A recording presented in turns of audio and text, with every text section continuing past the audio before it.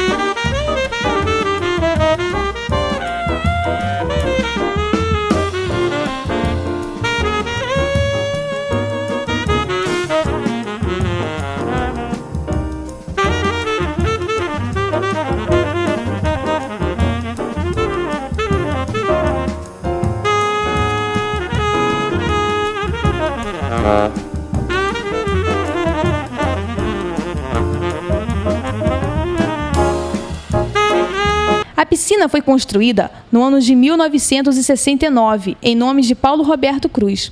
Outra modificação foi a substituição do madeiramento do beiral. Houve também a demolição de um muro para a colocação do gradil, em nome de Sidônia Machado Cruz, no ano de 1988. Na fachada da casa, há um tijolinho que mostra o ano de 1883, que provavelmente deve ser o ano da conclusão das obras dessa casa.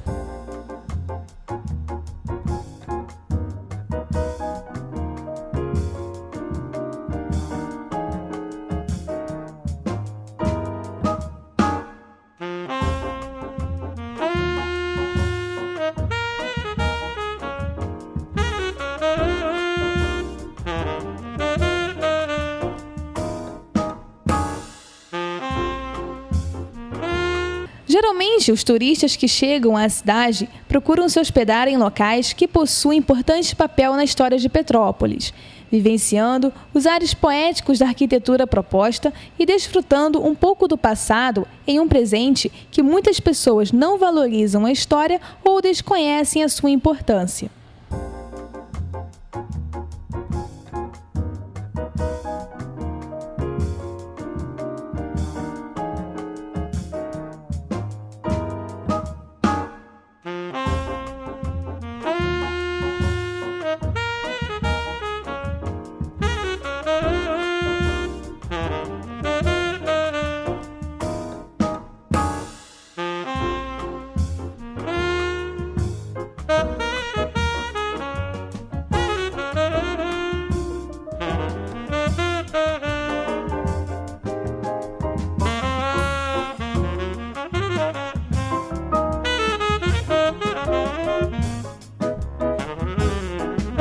Nós fizemos uma pesquisa para saber quem morou naquela casa e foi através da Companhia Imobiliária de Petrópolis que ficamos sabendo o nome de alguns dos proprietários. O primeiro dono se chamava José Martins Correia. Ele assinou a carta de aforamento no dia 10 de novembro de 1870.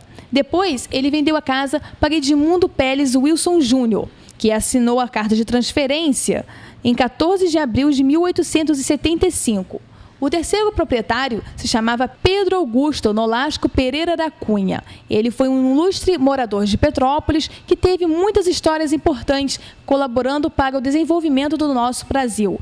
Ele será o nosso personagem de hoje.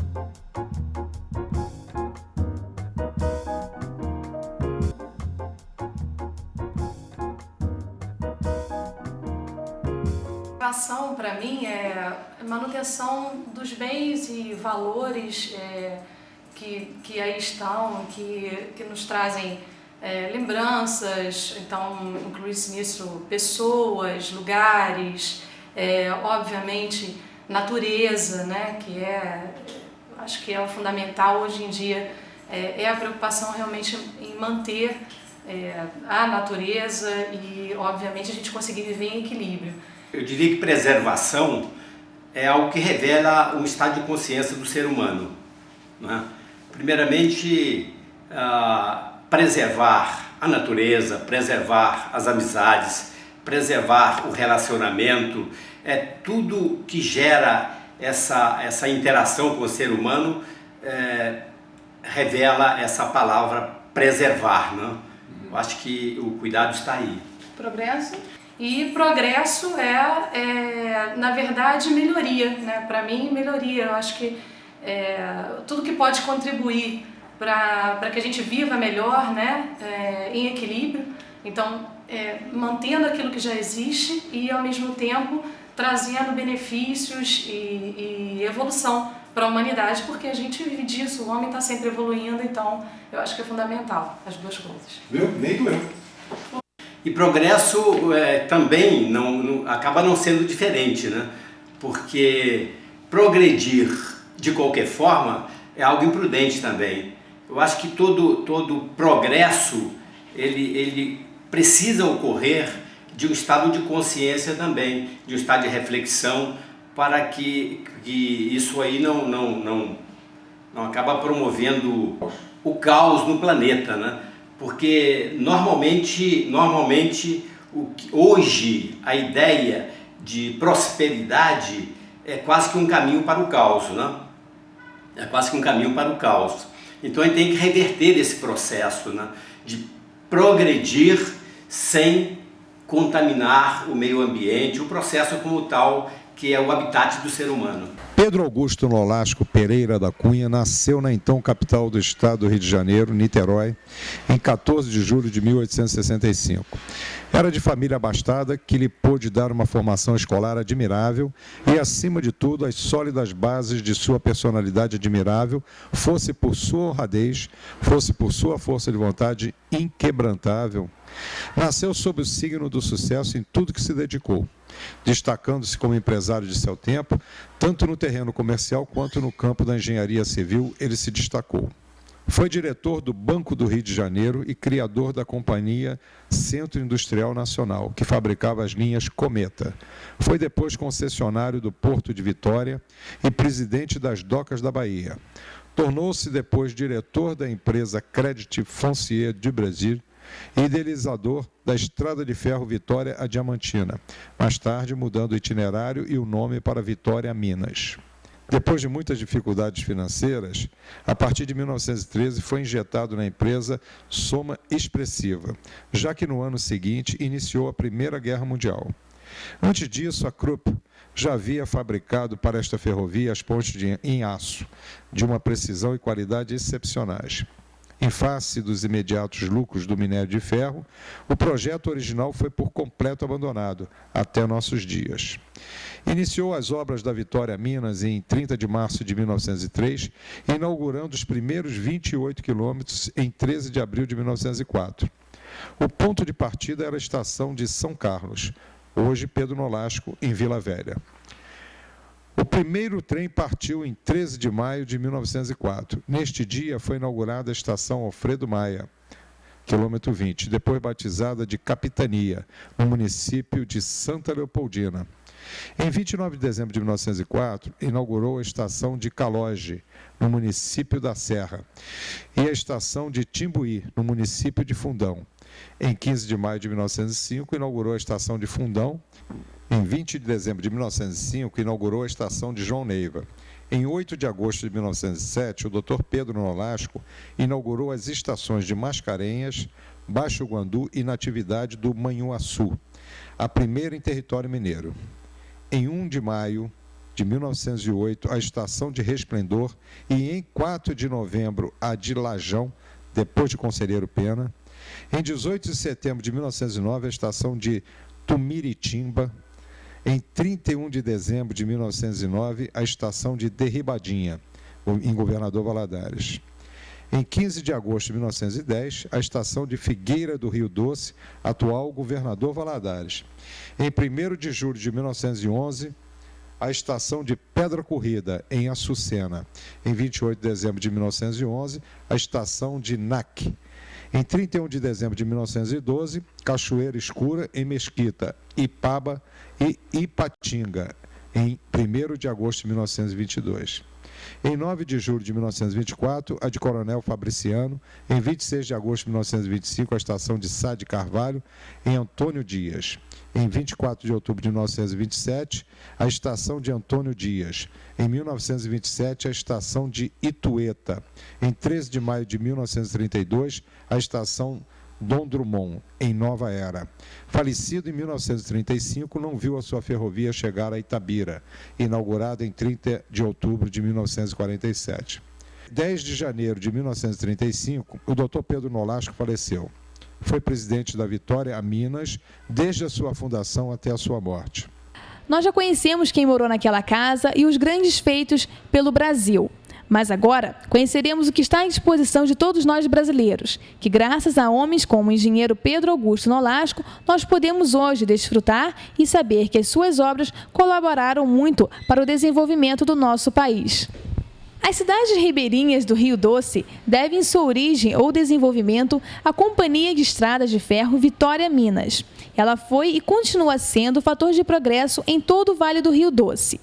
O propósito do Dr. Augusto da Cunha Nolasco, idealizador dessa ferrovia, era o de, partindo de Minas, alcançar a Diamantina em Minas Gerais, abrindo assim um corredor de exportação de nossos produtos agrícolas através do Espírito Santo. Da capital espírito-santense viriam para o nosso estado inúmeros produtos industrializados, provenientes de outros países, bem como os grandes centros industrializados, a saber, São Paulo, Rio de Janeiro. Em 1900, depois de longos e exaustivos estudos, o Dr. Pedro Nolasco contou com algum apoio governamental, mas os maiores recursos vieram do seu amigo e sogro, o Marquês de Sapucaí.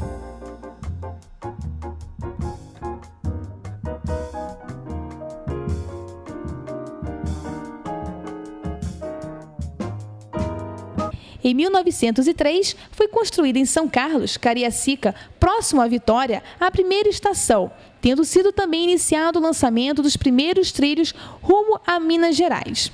Engenheiros notáveis, como os doutores João Linhares, João Cristóstomo Beleza, João Teixeira Soares, Abel Siciliano de Almeida, Eliezer Batista, participaram daquela luta titânica, também a baixos salários e altos ideais de progresso.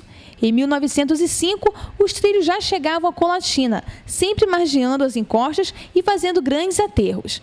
Em 1907, o governo federal criou o Serviço Geológico e Mineralógico. Ingleses, naquela ocasião, compraram imensas áreas na região de Itabira, rica em minérios de ferro. Tornaram-se donos do maior latifúndio do mundo.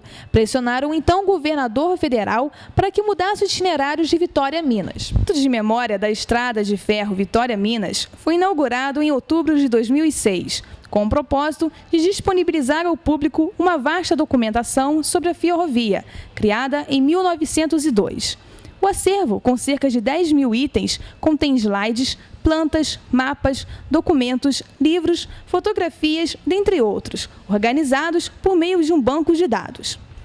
O Museu Vale, firmado no seu objetivo de proporcionar à população capixaba um espaço de excelência em arte contemporânea e na preservação da memória da centenária estrada Ferro-Vitória-Minas, incentivando jovens a usar sua criatividade na luta de conhecimento e no desenvolvimento de habilidades, em janeiro deste ano, o Museu e o Departamento de História da Universidade Federal do Espírito Santo, por meio de sua área de teoria e metodologia, representada pelo professor Dr. André Ricardo Vale Vasco Pereira, firmaram um convênio para proporcionar aos alunos uma experiência com a prática da pesquisa histórica. Uma maquete espetacular. Em termos de maquete, projetada para representar uma ferrovia específica, esta é a maior do Brasil, com 34 metros de área construída. Nela, encontramos elementos identificados com a estrada de ferro Vitória-Minas, tais como a mina, porto e instalações industriais da Cenibra e Usiminas, estas localizadas ao longo da linha. Sobre 101 metros lineares de trilhos, correm vagões de cargas diversas puxadas por algumas das máquinas mais representativas da estrada, G12, G16, DDM, Dash 8 e Dash 9. Na construção da maquete, 3 pessoas trabalharam, cerca de 200 horas, usando os mais diferentes materiais, tais como fio, cimento, argamassa, gesso, pó de brita, cola, serragem, isopor e outros improvisos. Nela foram inseridas 740 árvores, 370 bonecos, 103 postes de iluminação, 80 casas, 30 sinais ferroviários, tudo na escala 1.87 HO.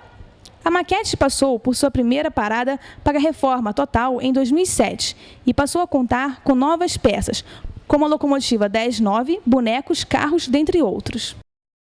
A crise financeira da Vitória Minas levou sua diretoria a aceitar as exigências dos ingleses e norte-americanos, bem como a mudar o seu itinerário. Não só não queria mais o rumo à Diamantina, como também passaria a dar prioridade ao transporte de minérios de ferro e não a produtos agrícolas e pecuários. Em 1937 a 1942, a empresa mineradora teve o nome de Companhia Brasileira de Mineração. Em 1º de junho de 1942, passou a chamar-se Companhia Vale do Rio Doce. Em 1940, o governo federal havia criado a Companhia Brasileira de Mineração e Cirurgia, com o novo estatuto absorvendo todo o acervo da Estrada de Ferro Vitória-Minas e os direitos sobre os minérios, antes explorados por grupos estrangeiros. O primeiro presidente da Companhia Vale do Rio Doce foi o Dr. Israel Pinheiro da Silva. Sua primeira preocupação foi de reduzir o número alarmante de descarrilhamentos, tendo obtido bons resultados através de elevados investimentos. Em 1949, a empresa Companhia Vale do Rio Doce adquiriu 2 locomotivas a óleo diesel, mas estas não resistiram e foram abandonadas. Na década de 50, quando o presidente Dr. Juracir Magalhães, foram adquiridas locomotivas a diesel da General Motors alemã de excelente qualidade e potência, levando à aposentadoria definitiva às saudosas Maria Fumaça, que tantos serviços prestaram durante meio século. Agora, os vagões com pesos de 20 toneladas e capacidade de 70 toneladas de carga substituíram aqueles que transportavam apenas 30. 3 dessas novas locomotivas conjugadas puxam 350 vagões.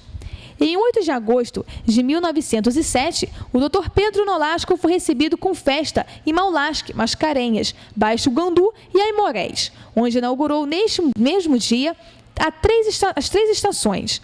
A estação simbolizava para nós um marco de progresso admirável. O transporte ferroviário, além de mais rápido e seguro, que em lombos de burros ou carros de bois, era mais barato. Quanto à nossa primeira estação, foi substituída em 1927 por outra maior, em 2 pavimentos, tendo sido também inaugurada pelo Dr. Pedro Nolasco, o presidente da empresa desde a fundação em 1901 até a sua morte, em 10 de janeiro de 1935. Não há dúvidas de que a cidade de Petrópolis possui tantas histórias importantes, tantas casas que um dia pertenceram a pessoas que contribuíram para inúmeros fatores relevantes para o nosso querido país, o Brasil. A exemplo disso está o nosso personagem de hoje, Pedro Augusto Nolasco Pereira da Cunha, um engenheiro ilustre comprometido em deixar o marco de sua trajetória no percurso que liga os estados de Vitória a Minas Gerais, que por cima de tantos trilhos caminha o desenvolvimento e o progresso, que abriu tantas portas para quem ao seu redor se encontra. Pessoas como o engenheiro Pedro Nolasco devem ser lembradas, jamais esquecidas, jamais apagadas de nossa memória. Por isso, o programa de hoje foi dedicado a ele, a um homem que fez tantas coisas para todos nós brasileiros, ao carioca que não deixou de pertencer à história da cidade de Petrópolis, que colocou aqui os seus pés e que deixou um pouquinho de sua história a ser contada. A sua residência está até hoje, recebendo de braços abertos a todos que chegam para se hospedar. Cada cantinho da casa, cada detalhe retrata um pouco de uma história. Não somente de Pedro Nolasco, mas a de José Martins Correia, a de Edmundo Pérez Wilson Júnior, a de Odaléia Pereira da Cunha, filha de Pedro Nolasco, e finalmente a de Paulo Câmara Cruz.